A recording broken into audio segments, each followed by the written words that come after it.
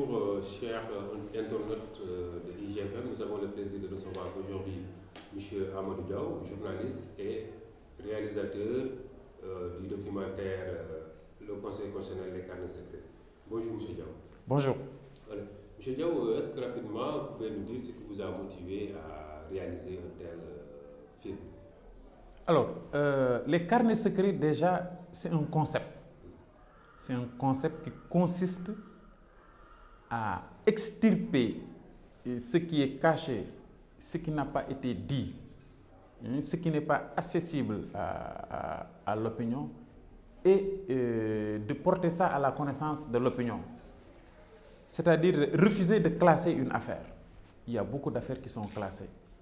Il faut revenir sur ça, présenter cette affaire-là, interroger ces acteurs véritables pour en sortir l'information, la bonne, la vraie, et avant de classer ce dossier.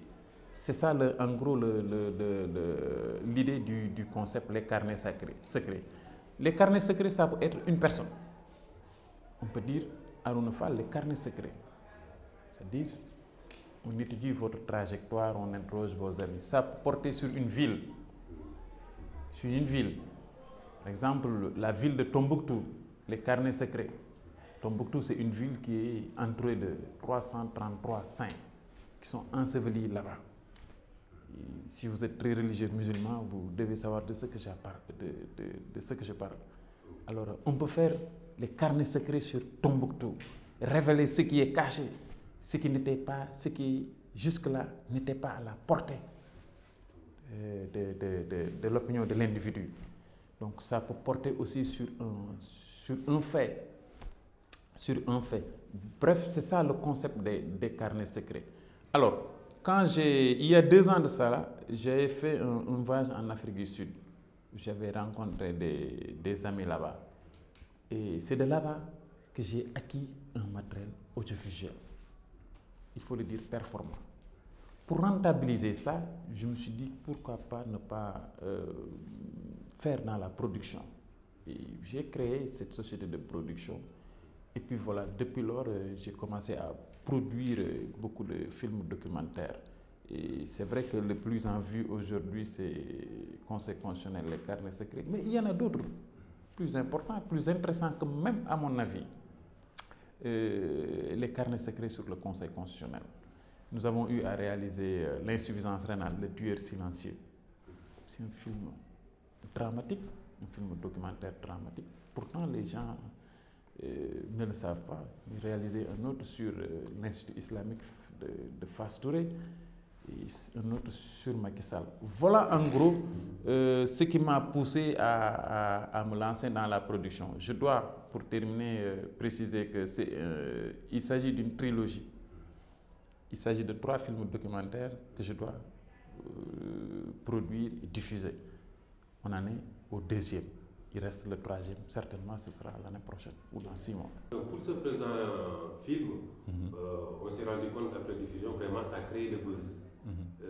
Notamment les déclarations du vice-président du Conseil constitutionnel, Isaac Yacoub Ndiaye, disant que le candidat, l'ancien candidat Youssou Ndour, ne pouvait pas signer le formulaire de déclaration de candidature, ce qui serait à l'origine de l'invalidation de sa candidature.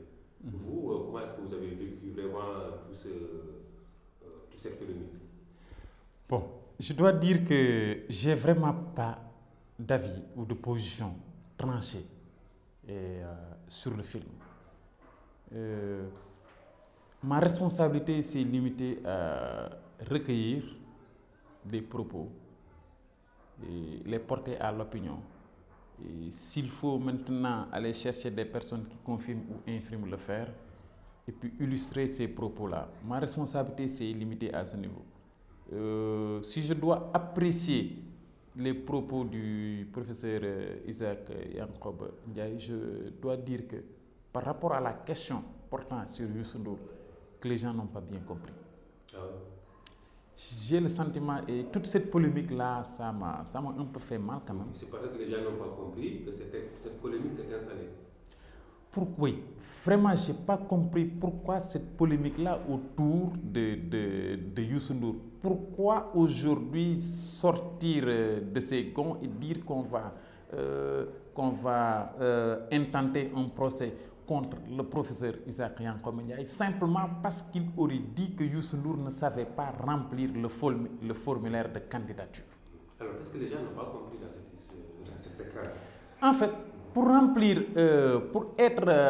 pour que sa candidature soit acceptée, validée en tant que candidature indépendante, il faut avoir un certain nombre de signatures. Ce sont des personnes comme vous et moi qui offrent leur signature, qui s'engagent à le soutenir, qui remplissent un formulaire. Et c'est ce formulaire-là qui est déposé à une des directions du ministère de l'Intérieur, la direction de l'automatisation du fichier électoral. Il y a eu beaucoup de déchets dans la rédaction des formulaires de candidature. Il y a eu beaucoup de déchets. Il y a eu des répétitions.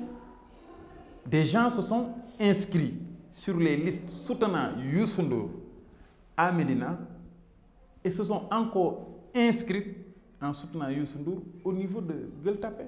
Il y a eu double emploi. Et ça a été rejeté. Quand on dit que Youssou Ndour ne peut pas remplir le formulaire de candidature, ce n'est pas Youssou Ndour intuitu personnel. L'équipe de Youssou Ndour n'a pas été vigilante au point de déceler que il y a eu double emploi. Par exemple, Arona Fall peut remplir une fiche ici aux Almadies et le lendemain remplir une autre fiche au niveau de la Médina, dans son quartier. C'est des signatures, il faut renseigner des champs, nom, prénom, numéro de carte d'identité, etc. Adresse, oui, je soutiens la candidature indépendante de Youssou Ndour. Et il en faut 1000, je pense. Et quand les 1000 sont atteints, évidemment, cette candidature, elle est acceptée. Donc l'affaire, c'est plus les mandataires ou l'équipe de c'est campagne plus que Youssou Ndour en personne. Youssou Ndour en personne. Et je n'ai pas compris pourquoi l'éminent juriste que Jacques Ndiaye n'a pas pu comprendre ça. Je n'ai pas compris pourquoi Alioune Ndiaye, je ne sais pas moi, n'a pas compris ça. Oui, voilà, Alioune Ndiaye, l'ancien directeur de campagne, oui, pourquoi il n'a pas compris? A répliqué à Isaac Yankoba Ndiaye en disant que le jour du dépôt de la candidature de M. Youssou Ndour, Jacob n'était pas au niveau... Ça me surprend vraiment venant d'Alioune Ndiaye. Parce que le professeur Isaac Yankoba n'est pas tenu d'être là-bas. Quand vous amenez des dossiers au Conseil constitutionnel, c'est le greffier qui vous reçoit. C'est le greffier qui reçoit toutes les déclarations de candidature. Ils ne sont même pas obligés d'être là-bas. Qui reçoit, qui vous donne un quitus. Mais le professeur n'est pas obligé d'être là-bas. Au Conseil constitutionnel, il y a 5 juges et une greffière en chef, Marema Diop. C'est elle qui reçoit tout, qui proclame les résultats, qui fait les procès-verbaux. Donc, j'ai trouvé aussi que les arguments, vraiment la réplique d'Alioune Ndiaye a été très légère, il faut le dire. Et je n'ai pas compris pourquoi aussi Maître Mbaye Jacques menace aujourd'hui de poursuivre le procès. Mais c'est ridicule. C'est ridicule. Ce n'est pas Youssou Ndour, intuitu personnel, qui remplit les formulaires de candidature. C'est son équipe de campagne qui le fait remplir, qui va à la quête des personnes susceptibles d'apporter leur soutien à la candidature de Youssou Ndour. Et quand ces soutiens-là atteignent le nombre de 1000, la candidature peut être déclarée valide. Voilà comment ça se passe. Est-ce qu'au-delà de ces secrets, il n'y a pas d'autres secrets qui n'ont pas été tout à fait révélés dans ces cas-là? Oui, mais alors, oui, c'est vrai qu'un film documentaire, d'abord, c'est 26 minutes, 52 minutes. Ça, c'est ça qui est normal. C'est la règle, 26. Vous voyez que le film se fait à la limite 49 minutes, 50 secondes. Parce que simplement, il y a beaucoup de choses qui ont été coupées du film. Et c'est-à-dire que nous avons, personnellement, j'ai mesuré certaines déclarations, j'ai mesuré certaines confidences. Je me suis dit qu'on n'est pas là pour, excusez-moi du terme, pour foutre le bordel dans le pays, quoi. On n'est pas là pour ça, quoi. Et puis, si Moi, je ne me bats pas pour être jugé comme quoi que j'ai eu un scoop. Non, ce n'est pas mon rôle, quoi. Il y a les télévisions qui sont là, il y a les rédactions qui sont là, qui font du factuel. C'est à eux de se battre pour ça, quoi. Moi, vraiment, je prends les choses avec beaucoup de détachement, beaucoup de recul. J'essaie d'en sortir ce qui peut intéresser l'opinion et ce qui peut contribuer à conscientiser l'opinion. Lui dire que, dans toute chose, la sérénité, elle doit être derrière. C'est ça que j'ai recherché. Bon, c'est vrai, il y a eu des aspects, il y a eu des points qui n'ont pas été rapportés dans le documentaire et qui sont très intéressants, par exemple. Est-ce que vous pouvez nous partager certains de ces points intéressants qui n'ont pas été révélés par le documentaire? Je peux vous dire que la candidature de Idriss Seck, la candidature de Gadio et la candidature de Macky Sall, je ne suis pas trop formel sur Macky Sall, hein.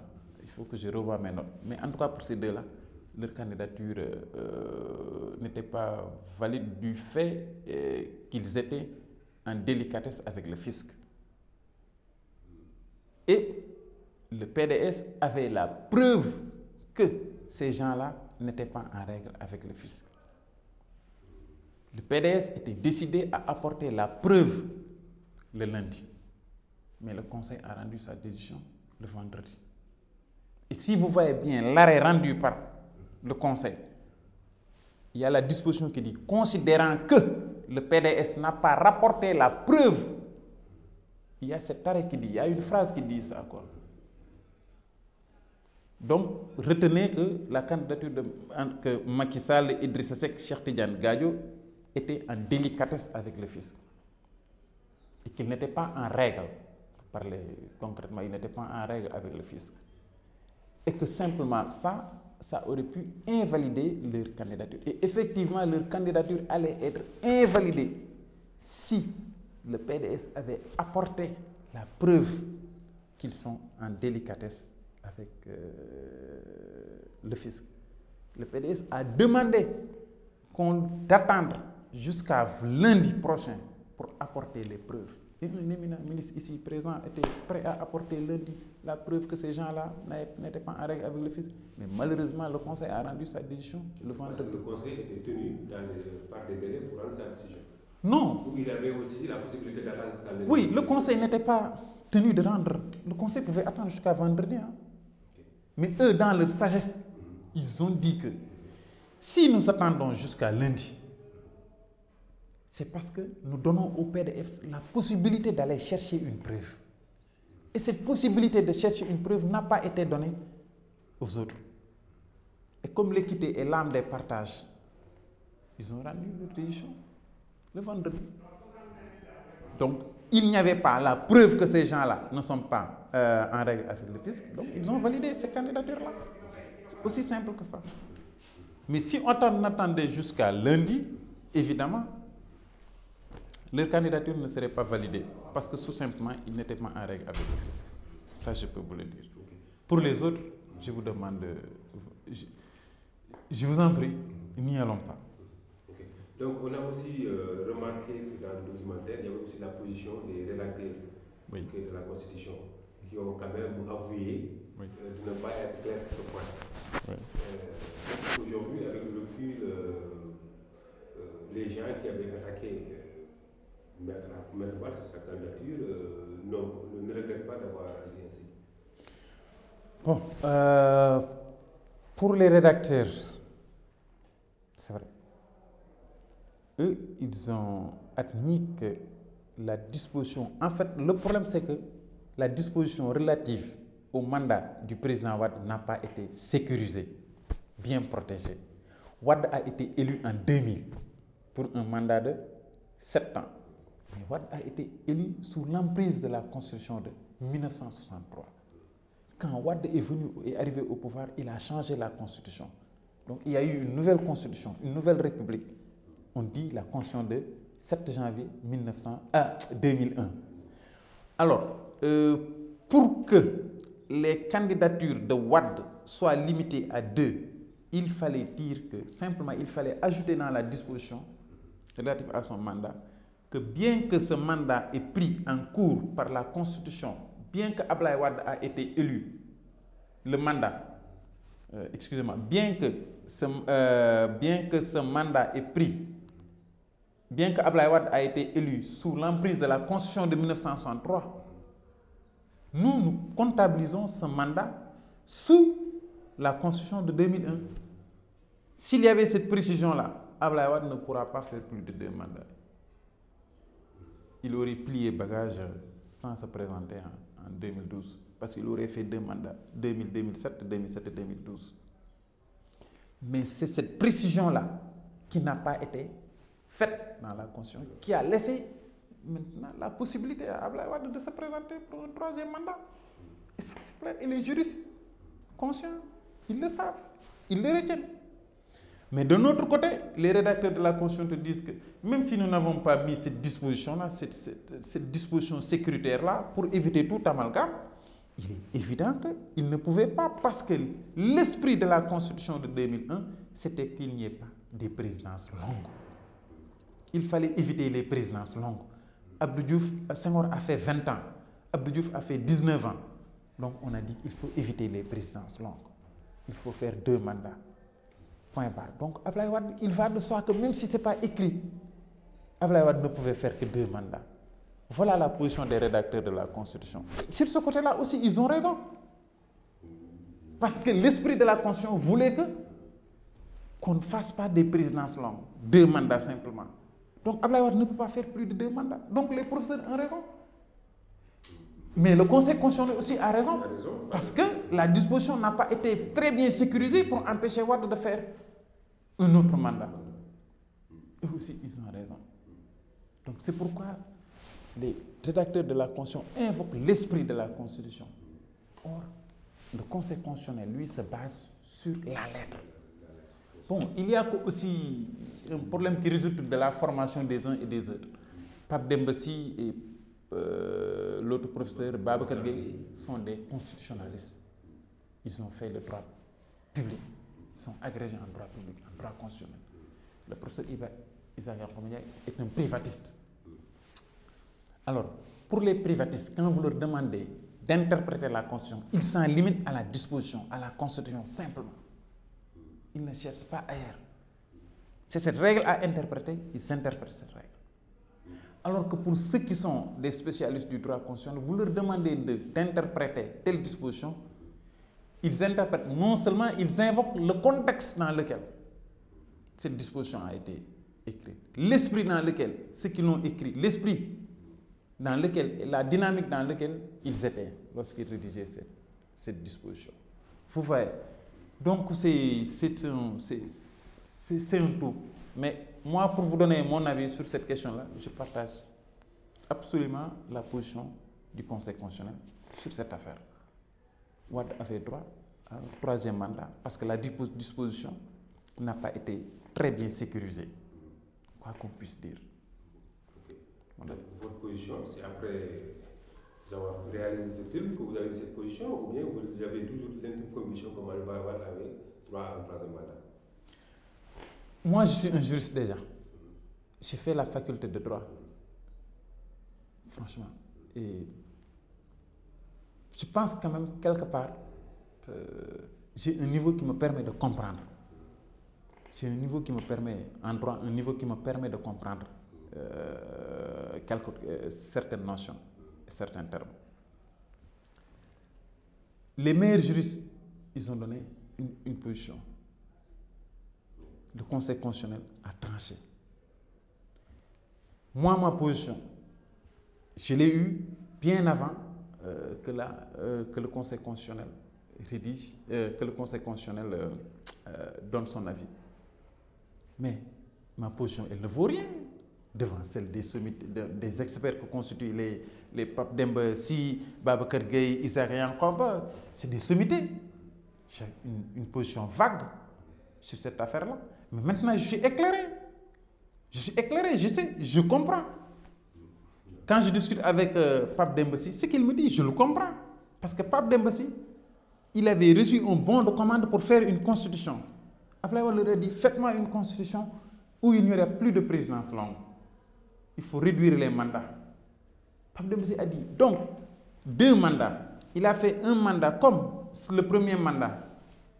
Il a été élu, on ne peut pas le diminuer. 7 ans, il fait 7 ans. Donc Wade a fait de 2000 à 2007, 7 ans. Un second mandat de 2007 à 2012, ça fait 5 ans, c'est fini. Voilà l'esprit dans lequel était Pape Demba Sy. Et Wade aussi, il était dans cet esprit en demandant de faire une nouvelle constitution. Oui, il était dans cet esprit. Comme il avait évoqué en disant qu'il a verrouillé lui-même la constitution. Oui, il était dans cet esprit. Alors, donc, en revenant sur cette décision, donc, le fameux Wahwahet. Oui, parce qu'il s'est rendu compte que il y avait une possibilité qui lui offrait. Il y a une troisième possibilité qui s'offrait à lui. Se présenter pour un troisième mandat. Mais Wade n'y croyait pas. Wade n'y croyait pas. Quand il a réalisé qu'il y avait une troisième possibilité qui s'offrait à lui, qui lui permettait de se présenter, mais il a utilisé cette carte. Il a eu gain de cause. Le Conseil constitutionnel a validé sa candidature. Mais il a été battu. Okay. Peut-être une deuxième question, une dernière question, j'allais dire. Cette sortie de Jacques Yankoba Ndiaye, est-ce que ça ne pose pas un problème du droit de réserve en tant que sage? Est-ce qu'il avait été le droit de réserve n'empêchait pas après le truc de revenir sur les secrets de délibération? Oui, vous savez, on dit que quand vous êtes membre du Conseil constitutionnel, vous ne devez même pas faire état. Vous ne devez pas faire cas de vos états d'âme, même après la cessation de vos fonctions. Vous êtes juge du Conseil constitutionnel. 50 ans après, vous ne devez même pas faire cas de vos états d'âme. Je dis vos états d'âme, de vos sentiments, de vos opinions. C'est interdit, ça. Vous ne devez pas le faire, quoi. Quand même, moi j'ai veillé à ce que partout où le professeur Isaac Yankoba Ndiaye a violé le secret des délibérations, je l'ai masqué. Vraiment. Sur cette affaire comment ça s'appelle, de la fiscalité, j'ai masqué ça. Parce que je ne veux pas que le professeur soit vraiment qu'il soit fragilisé par rapport à ça.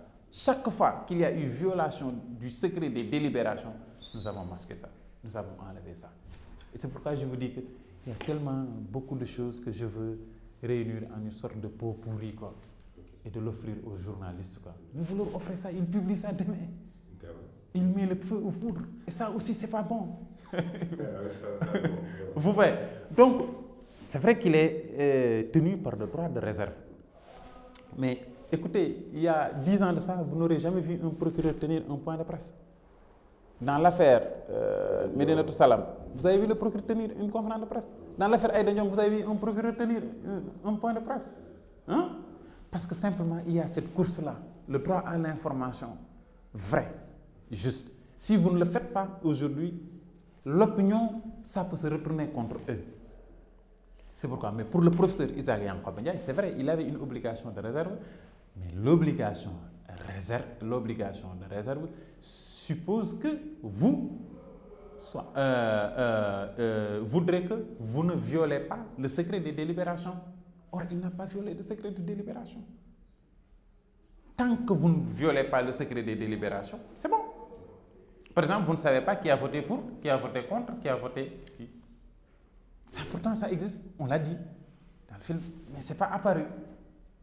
Oui, sauf que il a dit que il n'était pas venu au point où c'était le président. Oui, mais vous ne savez pas qui a voté pour, combien ont voté pour, combien ont voté non. En tout cas, ce que vous savez, c'est qu'on n'en est pas arrivé à un niveau où le président... Oui. Mais pourtant, il a dit, on a évité ça. Donc, on a voulu être très conforme à la règle, au principe, à la règle de droit, l'obligation de réserve, tout ça, quoi. Mais bon, le président Kennedy, vous connaissez, il a été assassiné le 22 novembre 1962 à Dallas. Il y a eu une commission d'enquête dirigée par le Warren. La commission d'enquête a établi que c'est Lee Harvey Oswald qui a tiré sur le président. Et puis c'est fini. Mais il y a eu un procureur qui a fait des enquêtes, qui a établi que Lee Harvey Oswald n'était pas le seul tireur et qu'il y avait un complot dans lequel a trempé le vice-président qui a succédé au président Kennedy. Et ces conclusions-là, les gens, ils le savent. Ils ont pris les conclusions sur la mort du président Kennedy. Ils ont dit que ces conclusions-là ne seront publiées qu'en 2028. Qu'en 2028, lorsque tous ceux qui ont participé à ce complot disparaîtront de la surface terrestre. Et ça, c'est une loi qui le dit aux États-Unis.